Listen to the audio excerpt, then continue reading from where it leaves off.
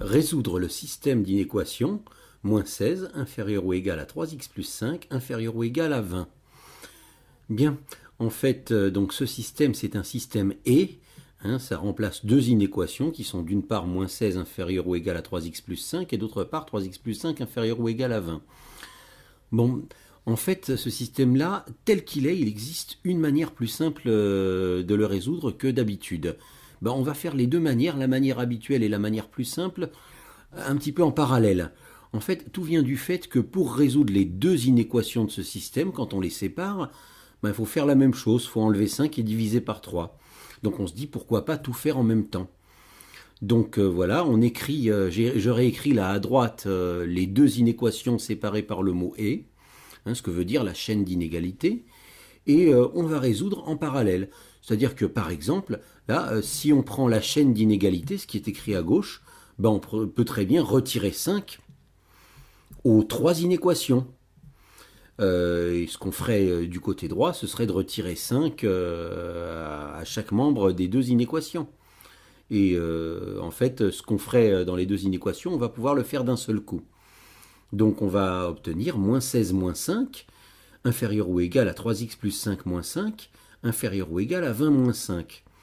Et on obtient une chaîne d'inéquations un peu plus simple. Moins 21, inférieur ou égal à 3x, qui lui-même est inférieur ou égal à 15.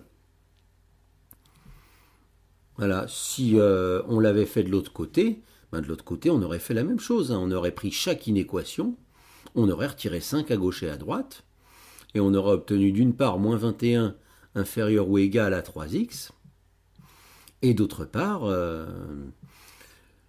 on retire 5 à gauche et à droite, et on obtient 3x inférieur ou égal à 15. Et là, maintenant, pour continuer à résoudre ce système, il faudrait diviser par 3. Donc, on peut soit diviser par 3 dans chacune des deux inéquations du côté droit, soit se dire qu'à tout diviser d'un coup par 3, l'inégalité ne change pas de sens, et on va obtenir directement la chaîne d'inégalité qui est solution. Donc, moins 21 divisé par 3, c'est moins 7, donc on obtient moins 7, inférieur ou égal à x, inférieur ou égal à 15 divisé par 3 qui fait 5. Et on a directement la solution sous son format le plus simple. Si on divise par 3 du côté droit, vous voyez, on obtient quelque chose d'équivalent.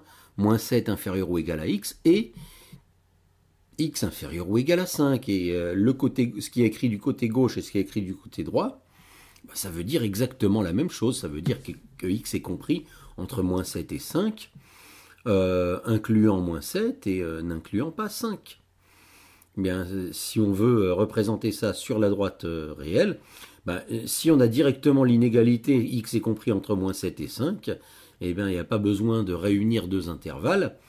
On peut directement représenter cette inégalité comme ceci.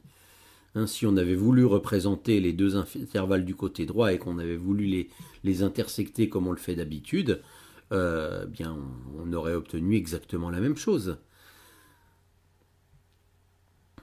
Voilà, donc on peut aussi vérifier en substituant des nombres dans les inéquations que ces inéquations sont satisfaites pour les nombres qui sont dans l'ensemble des solutions. Par exemple, si on substitue 0 qui se trouve entre moins 7 et 5, 3 fois 0 plus 5 ça fait 5, et 5 c'est bien entre moins 16 et 20, donc 0 satisfait à la chaîne d'inégalité.